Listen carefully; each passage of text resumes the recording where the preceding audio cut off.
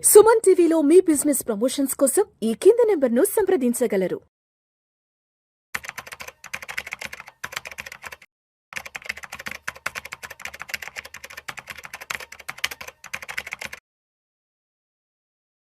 నమస్తే సాయిరామ్ గారు. నమస్తే మేడం. సాయిరామ్ గారు, ఇప్పుడు నా దగ్గర 10 లక్షలు ఉన్నాయి. నేను లాంగ్ టర్మ్ ఇన్వెస్ట్మెంట్ పెట్టాలని ఆలోచిస్తున్నానండి. అలాగే రిస్క్ కూడా ఎక్కువ తీసుకోవడానికి రెడీగా ఉన్నాను. మరి ఎక్కడ ఇన్వెస్ట్మెంట్ చేస్తే బాగుంటుంది, ఏ సెక్టార్స్ అంటే? సో ఎవరైనా 10 lakhs అంతకన్నా ఎక్కువ ఇన్వెస్ట్మెంట్ చేయాలనుకుంటే అండ్ రిస్క్ కూడా భరించగలను, కొంచెం లాంగ్ టర్మ్ ఉండగలను. నార్మల్ మ్యూచువల్ ఫండ్స్ కన్నా నాకు కొంచెం స్పెషల్ ప్రొడక్ట్స్ కావాలి అనుకుంటే కనుక మనకి ప్రజెంట్ ఇప్పుడు SIF అనే ఒక ప్రోడక్ట్ అందుబాటులో ఉంది. SIF అంటే స్పెషలైజ్డ్ ఇన్వెస్ట్మెంట్ ఫండ్స్. సో ఇక్కడ నార్మల్ మ్యూచువల్ ఫండ్లో జరిగే వాటికన్నా కొంచెం స్పెషల్ స్ట్రాటజీస్ అనేది ఇక్కడ ఉంటుంది. మనకి నార్మల్ మ్యూచువల్ ఫండ్ కనుక చూస్తే కనుక ఇందులో మనకి సెబీ అనేది కొంత రిస్ట్రిక్షన్స్ పెట్టింది. సో ఒక రిస్ట్రిక్షన్ ఏంటంటే మీరు ఒక కంపెనీ షేర్ని 10% కన్నా మించి హోల్డ్ చేయకూడదు. సో ఇప్పుడు నాకు ఒక కంపెనీ బాగా పెరుగుతుందని తెలుసు, ఒక 4 times 5 times పెరుగుతుంది. బట్ నేను మ్యాక్సిమం దాన్ని హోల్డ్ చేయగలిగింది 10% మాత్రం. అంటే మనకేంటి అప్సైడ్ మార్కెట్లో మనకి మ్యూచువల్ ఫండ్లో ఏదంటే కొంత రిస్ట్రిక్షన్ ఉంటుంది. అదే నేను SIFకి వెళ్ళాను అనుకోండి, నాకు అటువంటి రిస్ట్రిక్షన్ ఏముంటుంది. ఫుల్ నేను అప్సైడ్ మార్కెట్ నేను క్యాప్చర్ చేయొచ్చు. నెక్స్ట్ ఏంటంటే మనకి డెరివేటివ్ మార్కెట్ అని ఉంటుంది. మ్యూచువల్ ఫండ్లో మన డెరివేటివ్స్ని ఓన్లీ హెడ్జింగ్ పర్పస్ మాత్రమే వాడుకోవచ్చు. అంటే ఏదైనా కొంచెం ఆర్బిట్రాజ్ ఇన్కమ్ ఇలాంటి వాటి కోసమే మనం తీసుకోవచ్చు. ఇప్పుడు ఆర్బిట్రాజ్ ఏంటంటే కనుక ఉదాహరణకు మనకి స్టాక్ అనేది NSEలో ఉంది, BSEలో ఉంది. NSEలో 100 రూపీస్కి ఉంది, BSEలో 101 రూపీస్కి ఉంది. ఇప్పుడు నేను ఏం చేస్తానంటే NSEని కొంటాను, BSEలో అమ్మేస్తాను. 100, 101 సేమ్ స్టాక్. నాకేంటి రిస్క్ ఫ్రీ ప్రాఫిట్. ఇలాంటివి మనకి మార్కెట్లో ఆపర్చునిటీస్ వస్తాయి. ఏదో స్టాక్ ఎక్స్చేంజెస్లో అయినా రావచ్చు, లేకపోతే ఫ్యూచర్ మార్కెట్, క్యాష్ మార్కెట్లో అయినా రావచ్చు. సో ఇలాంటివి వచ్చినప్పుడు ఆర్బిట్రాజ్ ఆపర్చునిటీ అనేది వాళ్ళు ఐడెంటిఫై చేసి వాళ్ళు అక్కడ జనరేట్ చేస్తారు. సో ఇక్కడ చేసేటప్పుడు ఏంటంటే మనకి రిటర్న్ అనేది జనరల్గా ఒక 6 to 7% మాత్రమే ఉంటుంది.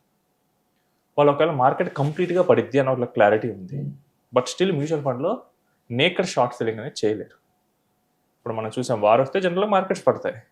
వార్ స్టార్ట్ అవుతుంది, ఓకే ఈ మంత్ మనకు మార్కెట్ పడిపోతుంది అని తెలిసి వాళ్ళు షార్ట్ సెల్లింగ్ చేయలేరు, తెలిసినా చేయలేరు. అదే SIFలో ఆప్షన్ ఉంది.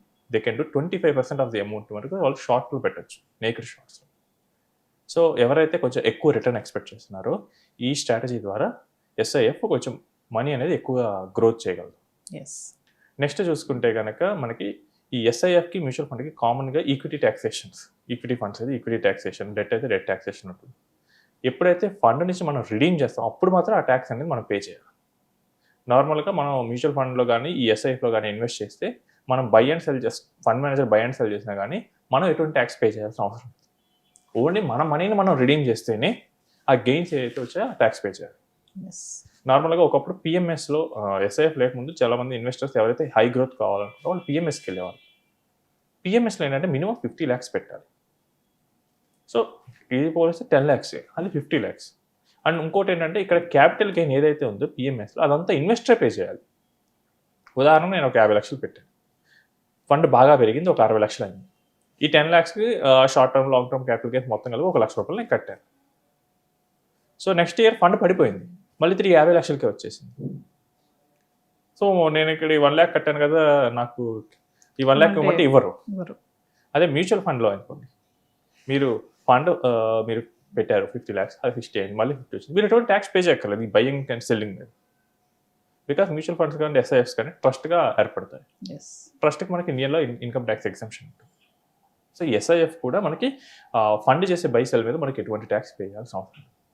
అండ్ నార్మల్గా మనకి ఇన్స్టిట్యూషనల్ ఇన్వెస్టర్స్ కానీ ఎవరైనా కానీ మనకి ఫారెన్లో ఈ హెడ్జ్ ఫండ్స్ అనేవి చాలా ఫేమస్. హెడ్జ్ ఫండ్స్ ఏంటంటే కొంచెం ఎక్కువ రిటర్న్ జనరేట్ చేస్తాయి. హెడ్జ్ ఫండ్స్ చేసే పని ఏంటంటే కనుక కాంప్లెక్స్ డెరివేటివ్ స్ట్రాటజీస్ని అప్లై చేసి ఇన్వెస్టర్కి ఎక్కువ రిటర్న్ జనరేట్ చేస్తాయి. సో ఈ హెడ్జ్ ఫండ్లో ఇన్వెస్ట్ చేయాలంటే మనకి 1 crore మినిమం అమౌంట్.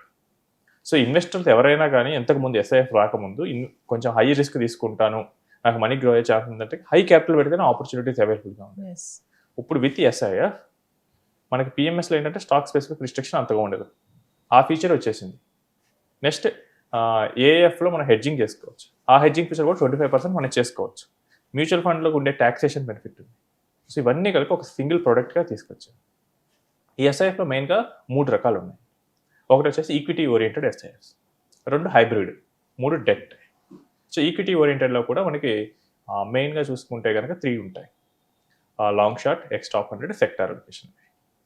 సో మనకి మ్యూచువల్ ఫండ్లో లేని ఒక కేటగిరీ ఉంటుంది. మ్యూచువల్ ఫండ్లో మనం ఎవరైనా కానీ ఇన్వెస్ట్ చేయాలి అనుకుంటే కనుక ఇది లార్జ్ క్యాప్, మిడ్, స్మాల్, లేదా large and mid, flexi, multi ఇలాంటి కేటగిరీస్లో ఇన్వెస్ట్ చేయొచ్చు. నేను రిస్క్ తీసుకోగలిగిన ఇన్వెస్టర్ని. నాకు ఈ లార్జ్ క్యాప్స్ నాకు అంతగా ఇంట్రెస్ట్ లేదు, ఎందుకంటే లార్జ్ క్యాప్స్ కొంచెం స్టేబుల్గా ఉంటాయి కాబట్టి కొంచెం తక్కువ రిటర్న్ ఇస్తాయి లాంగ్ టర్మ్లో compare to mid and small. So mid and స్మాల్లో నాకు ఎక్కువ ఆపర్చునిటీస్ ఉన్నాయి. నేను మిడ్ అండ్ స్మాల్లో ఇన్వెస్ట్ చేస్తా అంటే ఇక్కడ మ్యూచువల్ ఫండ్లో ఏంటంటే విడివిడిగా ఉన్నాయి mid, small. Large and mid కలిసి ఉంది కానీ మనకు మిడ్, స్మాల్ కలిసి లేదు. ఎస్ఐఎఫ్లో మనకు ఉంది ఆ కేటగిరీ. మిడ్ అండ్ స్మాల్ కలిగి ఎక్స్ టాప్ 100 అంటారు, వాటిలో ఇన్వెస్ట్ చేయొచ్చు. అండ్ ఇలాంటి వాటిలోనే మనకి డెరివేటివ్స్ కూడా క్లిక్ అయితే కనుక ఇంకా ఎక్కువ రిటర్న్ అనేది జనరేట్ చేయొచ్చు. ఇక్కడ మెయిన్గా ఈ డెరివేటివ్స్ వాడటం వల్ల ఒకటి మనకి రిటర్న్ అన్నా ఎన్హాన్స్ అవ్వచ్చు, రిస్క్ అన్నా తగ్గచ్చు. సో ఈ 2 ఫీచర్స్ మనకి ఈ ఎస్ఐఎఫ్ అనేది ఇస్తూ ఉంటుంది. సో ఎవరైతే లాంగ్ టర్మ్ ప్లాన్ చేయాలనుకుంటున్నారో, it can be a retirement purpose or it can be kids education, ఒక 10 years గ్యాప్ ఉంది అనుకుంటే కనుక 10 lakhs పెట్టచ్చు. అండ్ 10 lakhs ఇన్వెస్ట్ చేయడంలో ఒక అడ్వాంటేజ్ ఉంది.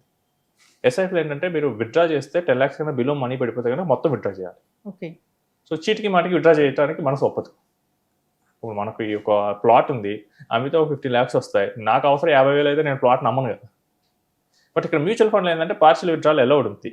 బట్ అదేంటంటే నాకు దగ్గర 10 lakhs నేను 50,000 అవసరం అయితే నేను మ్యూచువల్ ఫండ్ 50,000 మాత్రమే తీసుకోవచ్చు, నా మిగిలిన బ్యాలెన్స్ అక్కడ గ్రో అవుతుంది. బట్ ఈ మెంటాలిటీ పెరిగే వాళ్ళకి ఏంటంటే మనీ గ్రో అవుతుంది.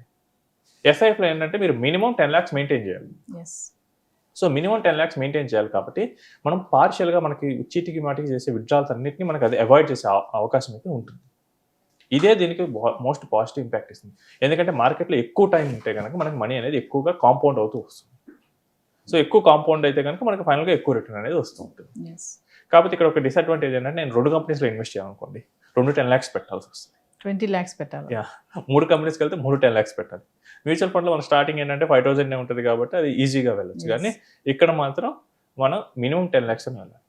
10 lakhs ఏమో నేను ఇంక ఎస్ఐపీస్ చేసుకోవచ్చు, ఏదైనా చేసుకోవచ్చు, ఎస్టీపీస్ ఆర్ ఎస్డబ్ల్యూపీస్ ఏదైనా చేసుకోవచ్చు. కానీ ఈచ్ కంపెనీకి మాత్రం నేను మినిమం ఒక 10 lakhs అనేది మెయింటైన్ చేస్తూ ఉండాలి. బట్ గ్రోత్లో మాత్రం మనకి మ్యూచువల్ ఫండ్ని కొంచెం లాంగ్ రన్లో కొంచెం ఎక్స్ట్రా రిటర్న్ వస్తుంది మ్యూచువల్ ఫండ్తో పోల్చుకుంటే. సో ఎవరైతే ఆల్రెడీ నాకు మ్యూచువల్ ఫండ్ కన్నా ఎక్కువ రిటర్న్ కావాలి, లేదా నా పోర్ట్ఫోలియోలో ఆల్రెడీ మ్యూచువల్ ఫండ్స్ ఉన్నాయి, కొంచెం నాకు ఎడిషనల్ రిస్క్ తీసుకుంటాను, దానికి తగ్గట్టు నాకు రిటర్న్ కావాలి అనుకుంటే SIF is best product in equity. Even ఈక్విటీస్లో కాదండి, మనకి డెట్లో కూడా ఉంటాయి, హైబ్రిడ్ కూడా ఉంటుంది.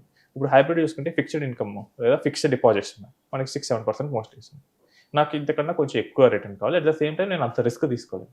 అలాంటి వాళ్ళకి హైబ్రిడ్ ఎస్ఐఎఫ్స్ ఉన్నాయి, అంటే 8-9% మనకి ఎక్స్పెక్ట్ చేయొచ్చు. సో మనకి రిటర్న్ అయితే తగ్గట్టుగా మనం ఎస్ఐఎఫ్లో మనం ఇన్వెస్ట్ చేసుకోవచ్చు, మనకి ఎంత రిస్క్ తీసుకున్నాం. Who wants and aggressive can go for equities. But నాకు ఎఫ్డీ కన్నా కొంచెం లిటిల్ ఓవర్ కావాలి, హైబ్రిడ్ కానీ డెట్ కానీ వెళ్ళచ్చు. సో మనకి గోల్ తగ్గట్టు ఎస్ఐఎఫ్లో మనకి కస్టమైజేషన్ అనేది ఉంది. రైట్. Thank you.